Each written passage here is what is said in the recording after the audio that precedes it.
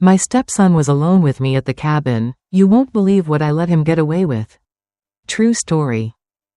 I shouldn't have stayed, but the silence was warm. His eyes didn't look like a child's that night. One touch, too long. One breath, too loud. I let the moment live. And someone saw it. Now I can't take it back. Not even if I wanted to. Don't forget to like the video, share your thoughts in the comments, and subscribe to stay updated on our latest stories. I told myself it didn't mean anything. That it was just a glance. Just a moment. Just a stormy night and the sound of rain hitting the roof too softly. But I remember the way the candlelight danced across his face. The way he looked at me, not like a boy. Not like my stepson, but like someone who saw me. Really saw me. I should have walked out. I should have said something. I should have broken the silence with anything that sounded like reason. But instead, I sat there. Still. Breath caught in my throat. Waiting. Wanting. Not for anything physical, not really, just to feel alive again. Just to be noticed. That night changed everything, not because we crossed some visible line. We didn't. Not officially. But emotionally, spiritually? I crossed it the second I didn't pull my hand away. The second I let the quiet speak louder than my conscience. And now I'm here. Replaying it all. The warmth. The ache. The silence afterward that wrapped itself around me like guilt wearing perfume. Someone knows. Not him. Not my husband. But someone who shouldn't have seen did. And now I can't take it back. Not the feeling, not the fire, not the mistake I keep pretending was an accident. If you've ever been lonely enough to mistake attention for affection. If you've ever wanted to be seen more than you wanted to be good. Then maybe you'll understand what I let happen. And if you can't? That's okay. Because I'm still trying to understand it myself. My name is Marissa. I'm 38, married for 10 years, and most days I feel like a placeholder in my own life. My husband, Ethan, works in corporate finance, high paying, high pressure, always on the move. He booked the cabin as a peace offering after canceling our anniversary for the third year in a row. We were supposed to spend the weekend together. Just us. But the night before we left, Ethan got called into a critical meeting in Chicago. That's how I ended up here with Tyler. Tyler is his son from a previous marriage. 19, reserved, almost too quiet. He came to live with us last spring, after his mother passed away. At first, we barely spoke. I tried, meals, rides, the occasional small talk, but he kept his walls up. Still, something shifted during the trip. Maybe it was the distance from the city, the stillness of the woods, or just the way the cabin sat tucked beneath the trees like it didn't want to be found. The silence felt different here. It wasn't cold like back home. It was waiting. And for the first time in months, so was I. I used to believe marriage would anchor me, hold me still when everything else felt like it was drifting. But somewhere along the way, Ethan and I stopped reaching for each other. Stopped laughing. Stopped touching. Now we talk in logistics, groceries, travel dates, passwords. Sometimes we go a full day exchanging nothing but updates, like roommates managing a calendar. He thinks showing up with a paycheck is the same as showing up for a marriage. But love doesn't live in salary deposits or Amazon packages. It lives in the little things. And those? They disappeared years ago. I don't remember the last time he looked at me like a woman. Touched me without being half asleep or distracted. Even when he's home, he's not really here, and after a while, I stopped asking for more. You can only knock on a locked door so many times before your hands start to bleed. The nights are the hardest. The silence stretches across the bed like another body. I lie there with the ceiling staring back, wondering if this is all there is, this version of me that only exists when someone else remembers I'm there. That's the worst kind of invisible. The kind you start believing is deserved. So when Tyler started saying, "Thank you," in a tone that felt warmer than Ethan's had in months. When he looked up and held eye contact just a second too long, I noticed. And that scared me. At first, Tyler barely spoke. Headphones in, hoodie up, eyes down. He was polite, always said, "Thanks," or "Good night," but never gave me more than that. I figured he was grieving.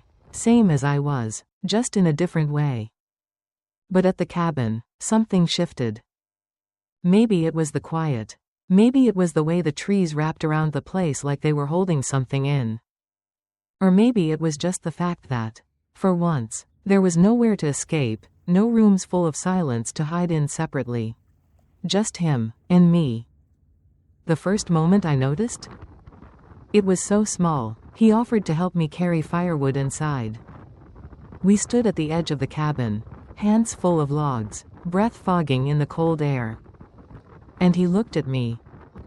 Not just looked, paused. Held it. Not long enough to call it inappropriate, but long enough for my heart to twitch. It wasn't desire, not then. It was awareness. A tiny crack in the wall between me and him. That night, I couldn't sleep. I replayed the look, tried to convince myself it was nothing. But something in me knew better. I'd been starved for attention for so long. Even a sideways glance could feel like sunlight. The next morning, I caught him watching me again. I was stirring my coffee. He was pouring his cereal.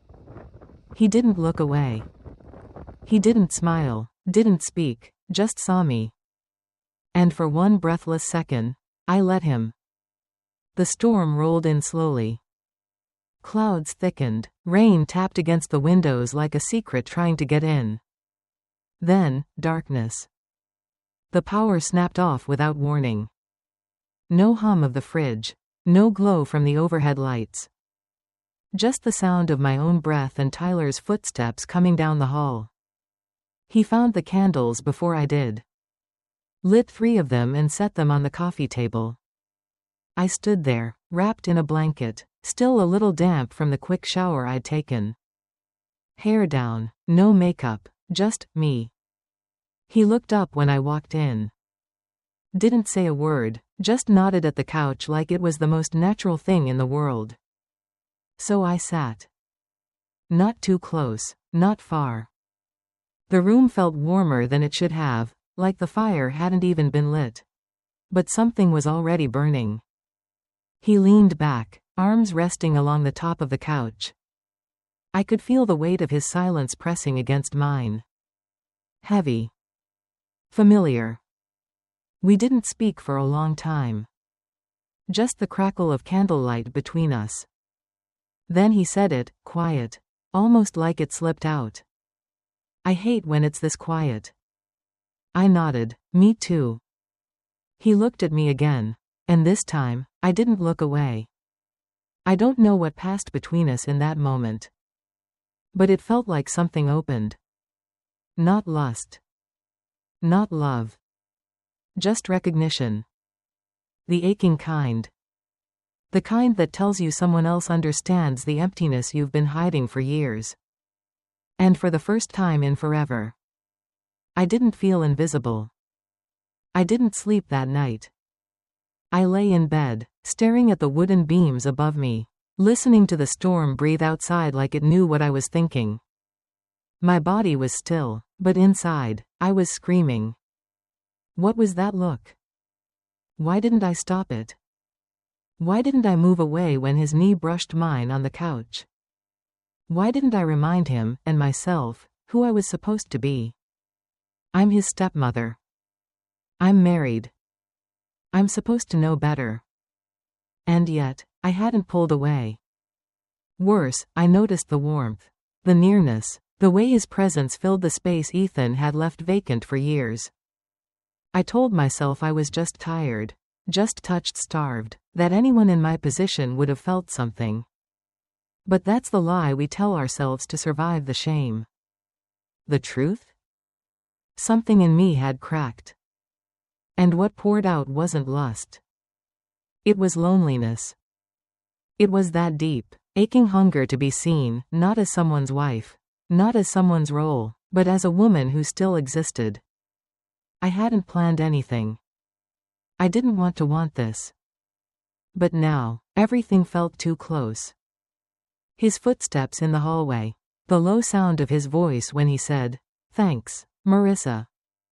Even the way he closed the cabinet doors, gentle, aware, like he didn't want to disturb me. I started to notice everything. And then came the guilt. The heavy, sour kind that sticks to your skin. Not because of what I did, but because of what I wanted. I started avoiding mirrors. Started taking longer showers so I wouldn't pass him in the hallway. Started telling myself I was imagining it all. But deep down, I knew better. Something between us had shifted. And no amount of pretending was going to put it back the way it was. It happened the next evening. The storm had passed, but the power hadn't come back. The cabin was still dark, still wrapped in that strange quiet that made everything feel suspended. Like the world had stopped breathing and was waiting for something to happen. Tyler was in the kitchen, shirt damp from chopping wood earlier. I was sitting on the couch, folding a blanket I'd already folded 3 times. Just something to keep my hands busy, something to pretend I wasn't listening to his footsteps. He walked in and sat beside me. Closer than usual. Close enough that I could feel the heat radiating off his skin. Close enough that when I turned my head to say something, anything, our eyes locked. And neither of us looked away. "I can build the fire," he said, voice low. I nodded, but didn't move. He leaned forward to grab the matchbox. And when he did, his arm brushed against mine. It stayed there a beat too long. A second too much. I should have shifted. Should have stood up. But I didn't. Instead, I let it happen. Let the warmth settle, let the silence stretch. He lit the fire. Flames flickered, shadows danced on the log walls. And then, he sat back. This time, even closer. There was no kiss.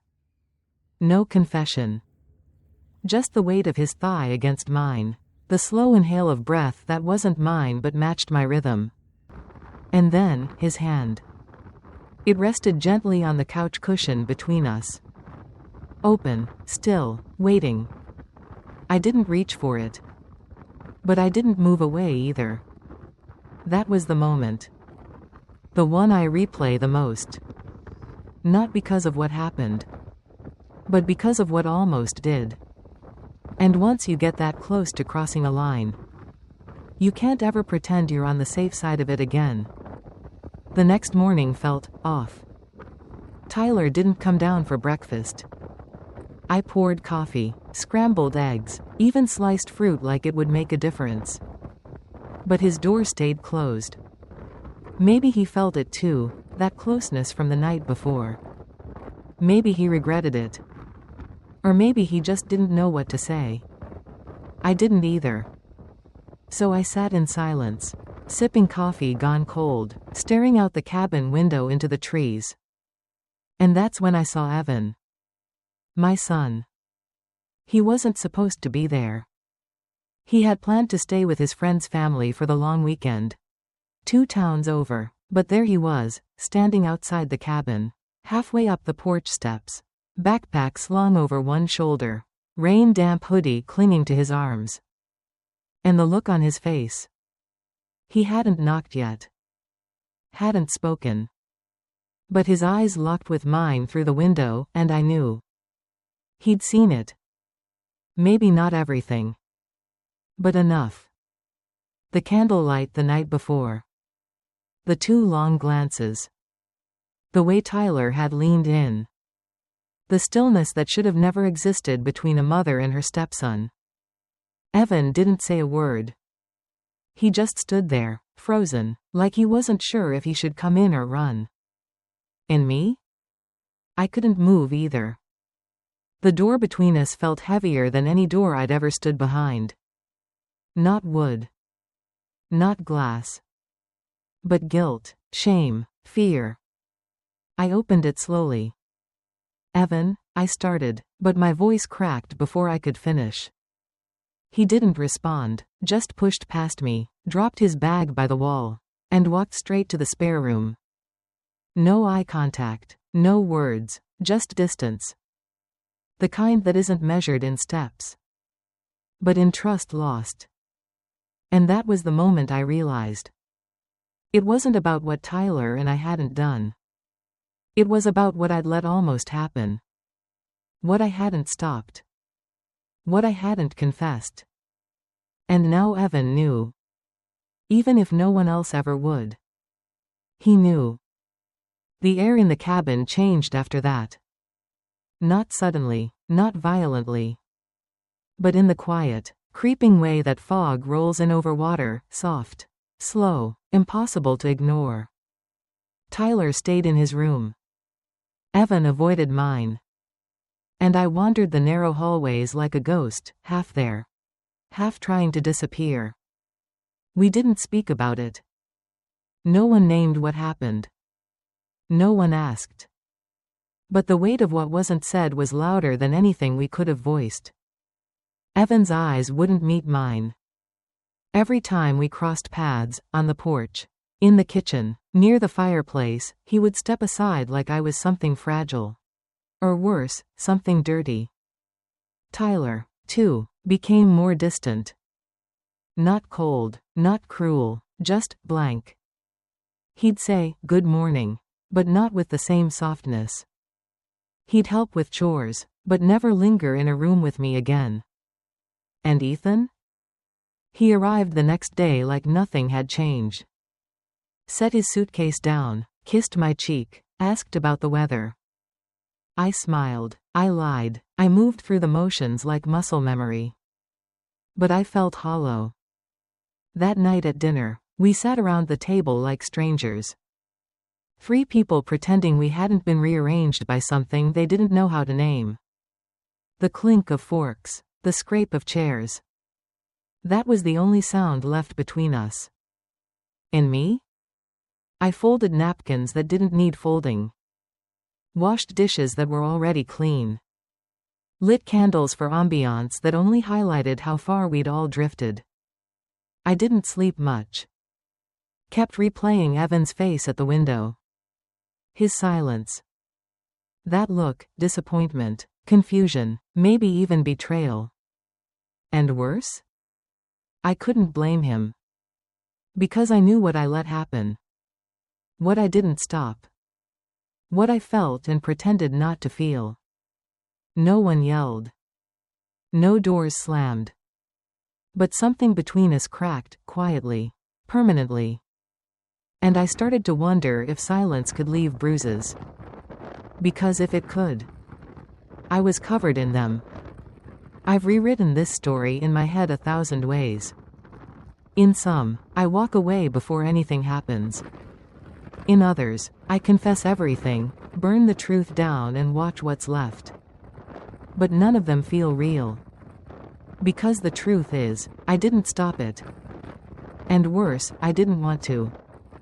I wasn't looking for trouble. I was looking to be seen. And for one dangerous second, I thought that would be enough. Tyler isn't the villain. He's just a boy, young, broken, looking for something soft to land on. But I was supposed to be stronger. I was supposed to be someone's mother. Evan hasn't spoken to me since that weekend. He walks past me like I'm air, untouchable, untrustworthy. But it's his eyes that hurt the most. Because they used to light up when I walked into a room. They used to call me, Mom, with warmth. Now they look right through me, like I'm a stranger wearing his mother's skin.